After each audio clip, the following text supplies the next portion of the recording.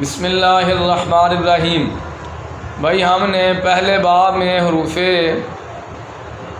عاملہ کا عمل پڑھا تھا، دوسرے باب میں ہم نے افعال عاملہ کو پڑھا۔ پہلا باب بھی مکمل ہو گیا، دوسرا باب بھی مکمل ہو گیا۔ اب ہم چلتے ہیں تیسرے باب کی طرف۔ تیسرا باب جو ہے وہ اسماء عاملہ کے بیان میں ہے۔ تیسرا باب کس کے بیان میں ہے؟ عمل کرنے والے اسماء جو ہیں وہ کل 11 ہیں۔ عمل کرنے والے اسماء کل کتنے ہیں؟ 11 ہیں۔ اچھا جی، اسماء عاملہ جو ہے نا، عاملہ اسماء عاملہ کی جو پہلی قسم ہے وہ ہیں اسماء شرطیہ۔ کیا ہیں؟ اسماء شرطیہ ہیں۔ ان کو کلمات مجازات بھی کہا جاتا ہے۔ یہ کہاں داخل ہوتے ہیں؟ یہ شرط اور جزا پر داخل ہوتے ہیں۔ کس پر داخل ہوتے ہیں؟ شرط اور جزا پر داخل ہوتے ہیں، اور یہ ان شرطیہ کے معنی پر مشتمل ہوتے ہیں۔ کس کے معنی پر؟ ان شرطیہ کے معنی پر مشتمل ہوتے ہیں۔ تیسرا باب کس کے بیان میں؟ اسماء عاملہ کے بیان میں ہے۔ اسماء عاملہ کی کل 11 قسمیں ہیں۔ پہلی قسم کیا ہے جی؟ اسماء عاملہ کی پہلی قسم اسماء شرطیہ بمعنی ان۔ اسماء شرطیہ یہ کل کتنے اسماء ہیں؟ 9 اسماء ہیں۔ کون کون سے؟ من، ما، اینا، متا، این، انا، اذما، حیثما، مہما۔ اچھا جی، اور یہ اسماء کہاں داخل ہوتے ہیں؟ 2 جملوں پر داخل ہوتے ہیں۔ کتنے؟ 2 جملوں پر داخل ہوتے ہیں۔ اب یہ میں نے آپ کو پہلے ہی بتایا، شرط اور جزا پر داخل ہوتے ہیں۔ کس پر داخل ہوتے ہیں؟ شرط اور جزا پر داخل ہوتے ہیں، اور ان شرطیہ کے معنی پر مشتمل ہوتے ہیں۔ ان شرطیہ کے معنی پر یہ اس وقت ہی مشتمل ہوں گے جب یہ 2 جملوں پر داخل ہوں گے۔ اگر 2 جملوں پر داخل نہیں ہوں گے تو پھر یہ ان شرطیہ کے معنی پر بھی مشتمل نہیں ہوں گے۔ 2 جملوں پر یہ داخل ہوتے ہیں۔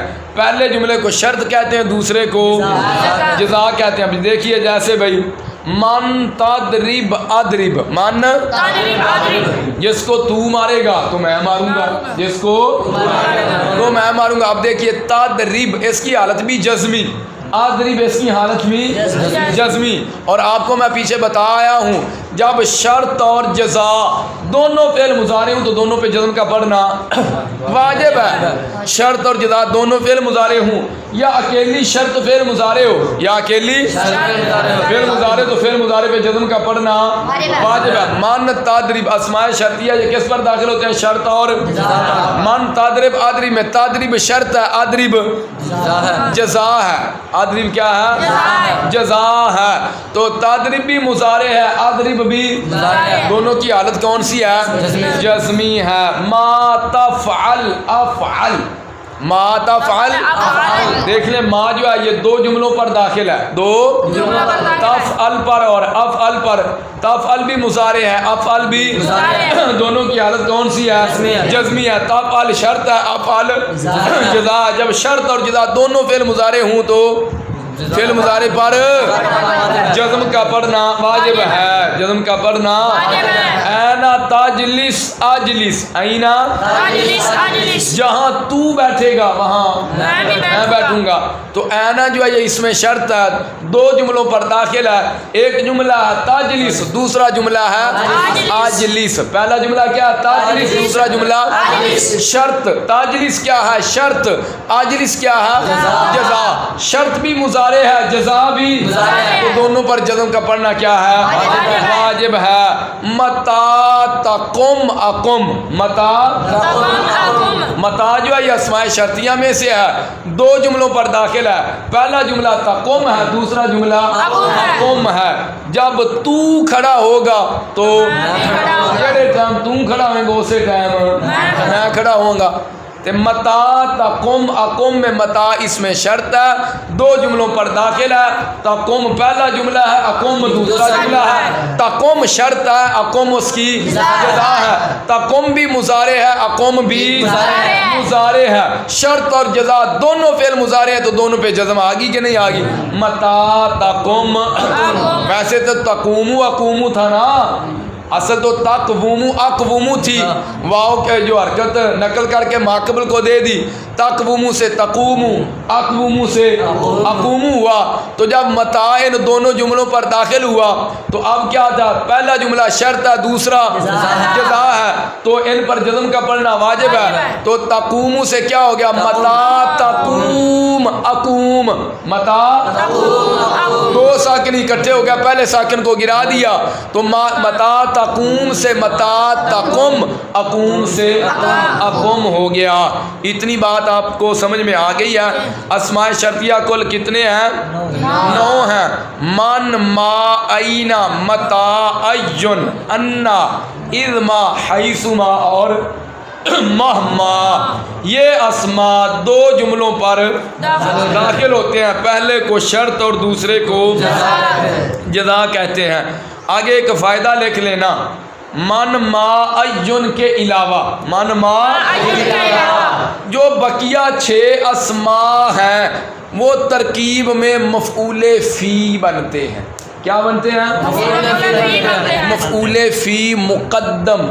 کیا بنتے ہیں ترکیب میں؟ من، ما، این جو ہے یہ رہ گیا 3، ان کی صورتحال کیا ہوگی؟ من، ما، این کے بعد آنے والے فعل کو دیکھیں گے، من، ما، وہ فعل لازم ہے یا فعل متعدی؟ فعل لازم ہے یا فعل لازم اور متعدی پر بڑی تفصیل کے ساتھ میں نے گفتگو کی تھی۔ لازم کو کیسے پہچانا جاتا ہے اور متعدی کو کیسے پہچانا جاتا ہے۔ من، ما، این کے بعد آنے والے فعل کو دیکھیں گے، وہ فعل لازم ہے یا فعل متعدی؟ اگر من، ما، این کے بعد آنے والا فعل لازم ہے تو یہ مبتدا بنیں گے۔ کیا بنیں گے؟ مبتدا بنیں گے، تو پھر ان کی حالت کون سی ہوگی؟ رفعی، کیونکہ مبتدا مرفوع ہوتا ہے۔ اگر من، ما، این کے بعد آنے والا فعل متعدی ہے، کون سا فعل ہے؟ تو پھر دیکھیں گے فعل متعدی کا مفعول بھی ہے یا نہیں، فعل متعدی کا مفعول بھی ہے یا نہیں۔ اگر فعل متعدی کا مفعول بھی ہے تو پھر بھی یہ مبتدا بنیں گے، کیا ہوں گے پھر؟ یہ مرفوع ہوں گے۔ اور اگر فعل متعدی کا مفعول بھی نہیں ہے تو پھر یہ مفعول بھی مقدم بنیں گے، مفعول بھی، اور مفعول کیا ہوتا ہے؟ منصوب ہوتا ہے، پھر حالت کون سی ہوگی؟ نصبی ہوگی۔ یہ بات آپ کو سمجھ میں آ گئی، من، ما، این کی ترکیبی بات۔ بقیہ 6 اسماء جو ہیں وہ مفعول فی مقدم بنتے ہیں۔ من، ما، این کبھی یہ مبتدا بنتے ہیں، کبھی یہ مفعول بھی بنتے ہیں، اور یا پھر جب مبتدا بنیں گے تو پھر مرفوع ہوں گے، اور مفعول بھی بنیں گے تو منصوب ہوں گے، اور کبھی یہ مجرور بھی ہو جاتے ہیں، کبھی یہ اگر ان سے پہلے حروف جارہ میں سے کوئی حرف آ جائے تو پھر مجرور، اور اگر کوئی اسم کی طرح مضاف ہو جائے تو پھر بھی مجرور ہوں گے۔ تو اسماء عاملہ کی پہلی قسم کیا ہے؟ اسماء شرطیہ، وہ پوری ہو گئی۔